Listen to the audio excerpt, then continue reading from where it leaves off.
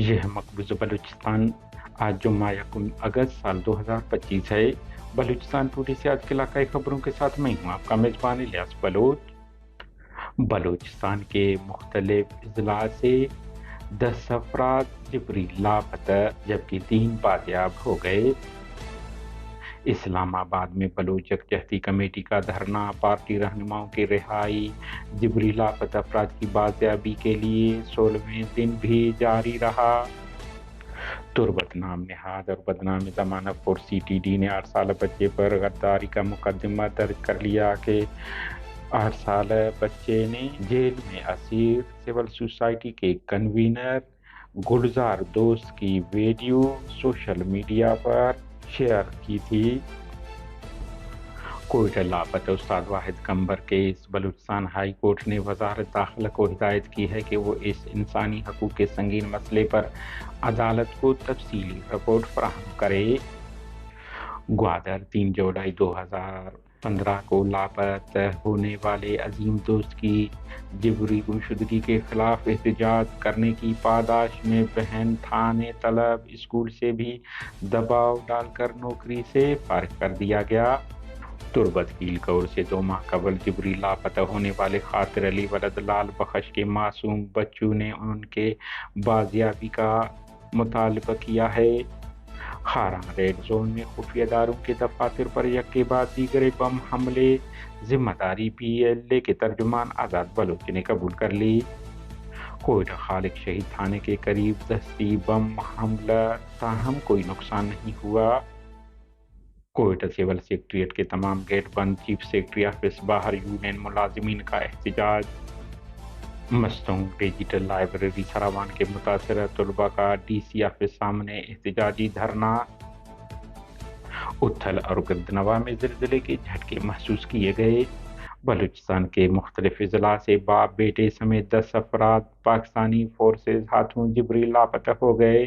تفصیلات مطابق کوئٹہ میں گزشتہ رات تقریباً 12 بجے کے وقت قلعہ کمرانی سے قابض پاکستانی فورسز نے 4 افراد فضل الرحمان کمرانی، ضیاء الرحمان کمرانی، علی اصغر کمرانی اور شہریار پنگلزئی کو جبری لاپتہ کر دیا۔ خیال رہے مذکور افراد میں سے فضل الرحمان اور ضیاء الرحمان کو اس سے قبل مارچ 2025 میں بھی جبری لاپتہ کیا گیا تھا، جنہیں 1 ماہ بعد اپریل میں رہا کر دیا گیا۔ بارکھان کے علاقہ رکھنی میں کاؤنٹر ٹیررزم ڈپارٹمنٹ CTD کے کارندوں نے گزشتہ شب 1 بجے کے قریب چھاپہ مار کر نیشنل پارٹی کے سرگرم رہنما اور یونین کونسل کچ بگاؤ کے منتخب وائس چیئرمین میاں خان گڈیانی کے گھر پر بغیر کسی عدالتی وارنٹ کے چھاپہ مار کر میاں خان کو ان کے بیٹے سلال خان اور بھتیجے ستار خان سمیت حراست میں لے کر نامعلوم مقام منتقل کر دیا۔ اس طرح پاکستانی فورسز نے رکھنی سے گل میر نامی نوجوان کو بھی اس کے گھر پر چھاپے دوران حراست میں لے کر لاپتہ کر دیا ہے۔ جیونی سے پاکستانی فورسز نے گھر پر چھاپہ مار کر جیونی کوثر بازار سے محمد ولد رحمت اور ابراہیم ولد حنیف نامی افراد کو حراست میں لے لیا، جس کے بعد ان کے بارے بھی معلومات لواحقین کو نہیں دیے جا رہے ہیں۔ دوسری جانب ضلع بولان میاں کور کے علاقے میں پاکستانی فوج کشی کے دوران حراست میں لیے جانے والے جلال ولد اللہ داد مری اور ایک نامعلوم الاسم شخص لاپتہ ہو گئے تھے، بازیاب ہو گئے ہیں۔ اس طرح تربت مچھلی مارکیٹ سے لاپتہ کیے گئے موسیٰ ولد میر گل مری نامی شخص بازیاب ہوا ہے۔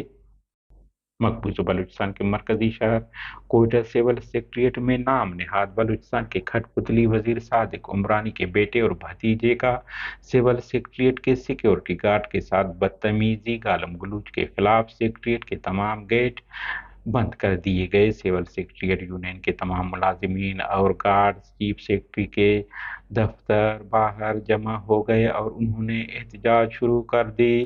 انہوں نے نام نہاد وزیر کے بیٹے بھتیجے کے خلاف کارروائی کا مطالبہ کیا۔ ہماری نیوز کو لائک اور شیئر کریں تاکہ پاکستان اور اس کے فوج کی درندگی کی نیوز زیادہ سے زیادہ انسان دوست لوگوں اور ملکوں تک پہنچ پائیں۔ شکریہ۔